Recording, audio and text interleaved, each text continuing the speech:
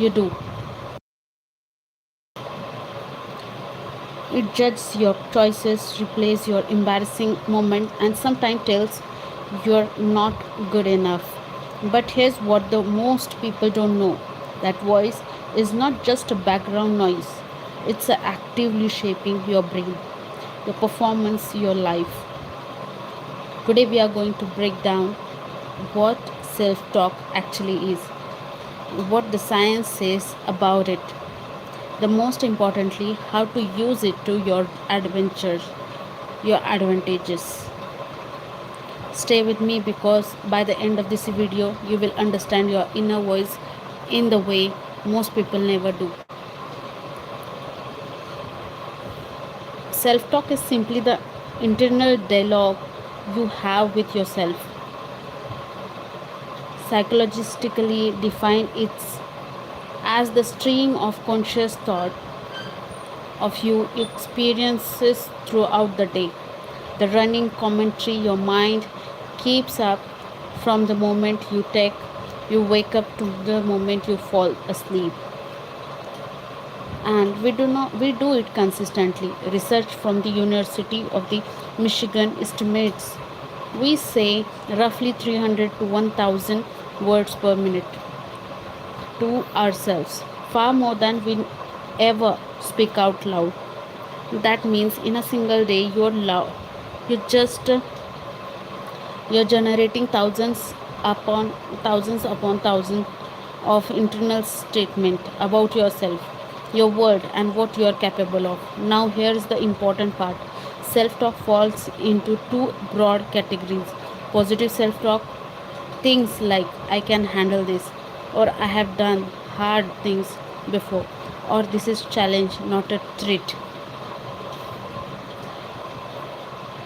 And negative self talk, things like I'm not going to fail, I'm going to fail, everyone thinks I'm an idiot, or I'm not smart enough for this. Most of us, hi Yankiel Varado, yes, hi, hello. Most of us have a mix of both, but studies consistently shows that the ratio between positive and negative self-talk has a miserable impact on our well-being, our relationship, and our performance. And what's fascinating is that most people have no idea what their ratio actually looks like because they are never stop to pay attention. That changed today.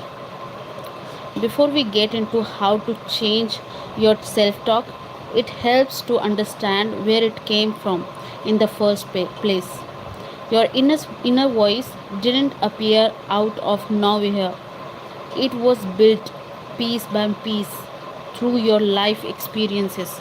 Think about it. If you grew up in, a, in an environment where you were frequently criticized, you likely internalized that critical voice. It becomes it becomes your own. If you had such a coach, a parent, or a teacher who believed in you, chances are you have an encouraging voice somewhere in there too. Psychologists call this process introjection, taking external voices and making them internal. The praise your third grade teacher gave you that might still be living somewhere in your bed, in your head. The the harsh words from the parents or ex-parents or ex-partner, those might be in there too. The keys inside here in this, your self talk is not the truth, it's a collection of stories, patterns, and voices. That's where shaped by your history. And because it was learned, it can be unlearned or at least redirected. Let's get into the science because this is where things get really interesting. A landmark study published in the Journal of Sports and Exercise Psychology found that athletes who used instructional self-talk, things like keep your elbow up or stay slow, significantly outperformed athlete who didn't, not because they were more talented, but because their inner voice their inner voice was actively directing their body and keeping their focus sharp. Another study from the Cleveland Clinic found that the people who regularly engaged in the negative self-talk and higher rate of anxiety, depression, and even cardiovascular stress. Here is why: the brain doesn't easily distinguish between a real threat and an imagined one. So when you constantly tell yourself catastrophic things, I'm going to get fired, no one likes me, your nervous system respond as if those things are already happening. Your souls, I subscribe to your channel. I'm your fan. I'm Dominican. Come visit me. My dad name is Fabino Tutuma. I don't know how to speak your language. Okay, hello, hi Fabina. I'm from. Where are you from? Where you? Where you? Thanks for subscribing, and yeah, sharing this beautiful session with us. Your nervous system responds as if those things are already happening. Your cortisol spikes, your heart rate goes up, you enter a low level state of chronic stress, all triggered by your own thoughts. On, on the flip side, research from the psychologist Ethan Cross at the University of Michigan found something truly fascinating. When the people used their own name in the self talk instead of I, they showed greater emotional regulation and performed better under pressure. Great. So instead of saying why I am so nervous, try saying why are you nervous? Like, and then you can take your name as well so that you can identify yourself, almost like you are coaching a friend rather than talking to yourself. And that distance help you think more rationally and act more effectively. Cross call this distance self-talk, and his research showed it works remarkably fast, sometimes in a matter of seconds. Cognitive behavioral therapists have identified four main patterns of negative self talk. See if any of these sound similar or familiar to you. Number one, catastrophizing. This is when you assume the absolute worst will happen and then convince yourself it's a inevitable. If I mess up with presentation, my career is over. If this relationship doesn't work out, I'll be alone forever. Catastrophizing turns small setbacks into imagined disaster. Number two is personalizing. This is when you automatically blame yourself for things that go wrong, even when you're not entirely or at all your fault. If the project didn't hit its goal, must be your fault. Your friends seem distant at dinner. You must have done something wrong. Personalizing keeps you stuck in a cycle of unnecessary guilt. Number three, filtering. This is when you mentally zoom in on the negative and filter out the positives entirely.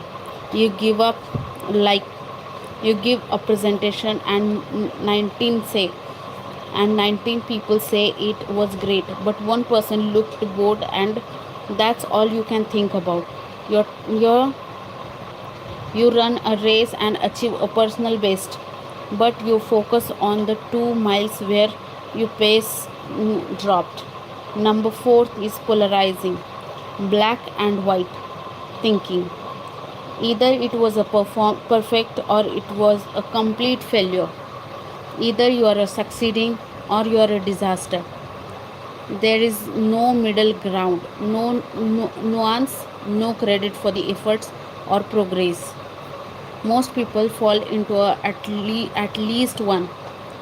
often two or three of these patterns without even realizing it. The first step to changing your self talk is simply noticing uh, when you when it's happening. The simple change is when you it's happening. Self talk and identity we talk about now. Here's something most people don't consider. Your self talk doesn't just affect how you feel in the moment. Over time, it shapes your identity. The things you are repeatedly say to yourself becomes the belief you hold about yourself, and the belief you hold about yourself determine what you attempt, what you avoid, and what you think you deserve. If you spent years telling yourself I'm not a creative person, you probably haven't tried very hard to be creative. If you if you had told yourself I'm bad with money, you might not have learned these are true. You have not tried and learned basics financial skills, not because those things are true, but because your self talk made them feel true, so you acted accordingly. Psychologist Carol Dweck's research on growth versus fixed mindset map directly onto self talk. People with a fixed mindset have an inner voice that says, I either have it or I don't. People with a growth mindset have an inner voice. What say I can get better at this with effort. Same situation, completely different in internal story and radically different outcomes. Your self talk is essentially the operating system running in the background of your life. Most people never update it. Today you are going to smart. Straight.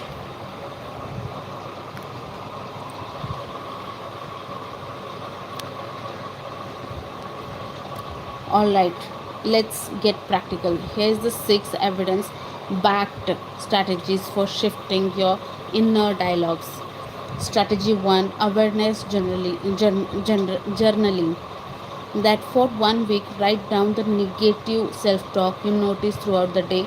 Don't try to fix it yet, just observe it. Research show that the simply labeling a thought there there that catastrophizing again reduces its emotional identity intensity.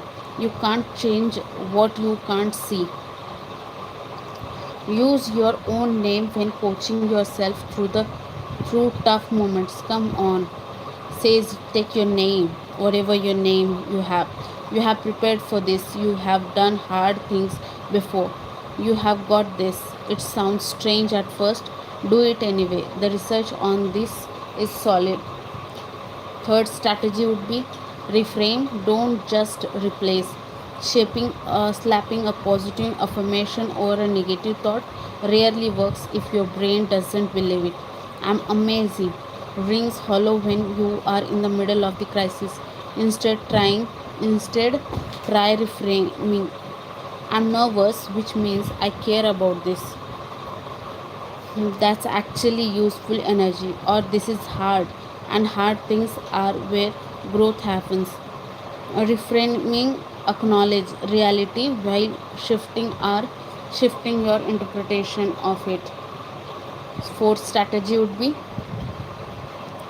instructional self-talk for the performance.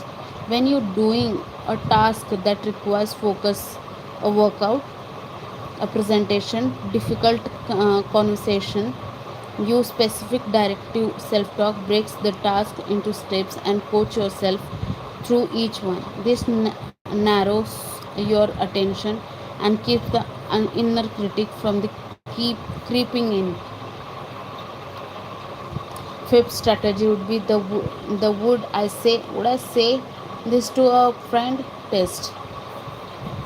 When you when you catch yourself being harsh with your inner voice, ask, would I say this to someone I love? If your best friend failed a job interview, would you say you're such an idiot, you're always mess things up? Of course not. You would be kind, you would be encouraging, you deserve the same. So strategy 6 would be mantras and cue words. High performers in the sports and business often use a single word or short phrase as an anchor. Something something they repeat in a high pressure moments to reset their mindset. Focus. Breathe. I have got this. I have got this. These are not magic words. They are work because they interrupt automatically negative thoughts, pattern, and redirect attention. Choose a word or a phrase that feels genuine to you, and practice using it before you need it. Self talk in everyday life. Let's bring this. Let's bring this out of the abstract and into real life, because self talk shows up everywhere. At work, the moment before a big meeting, the voice that says, I don't belong in this room. That self talk, the voice after a mistake that replays it on loop. That self talk, too. In a relationship, the assumption you make about what other people think of you, the stories you tell yourself after a conflict, all self talk. In health and fitness, I'm not an athlete. I have never been able to stick to anything.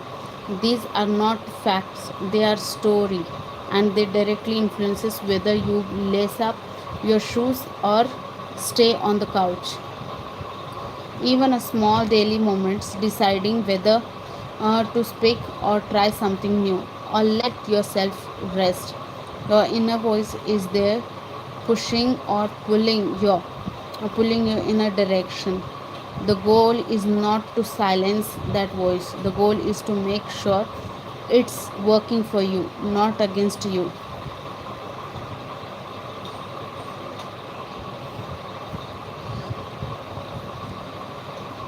Outro. Your inner voice was shaped over a lifetime by your experiences, the people around you, and the stories you observed from the world. But here is what the science makes clear it is not fixed state. The brain is neuroplastic. With consistent intentional practice, you can change the pattern of your internal dialogue. Old pathways weaken, new ones form. The voice that once tore you down can become the voice that steadies you. It won't happen in a day, but it starts with one moment of awareness, one thought you catch and choose to question. Start there. That's all you need to do right now. If you found this video hopeful, leave a comment below telling me your biggest self talk challenge. I read everyone. And if you want more content like this, hit subscribe. We break down psychology and neuroscience in a practical way you can actually use. I'll see you in the next one.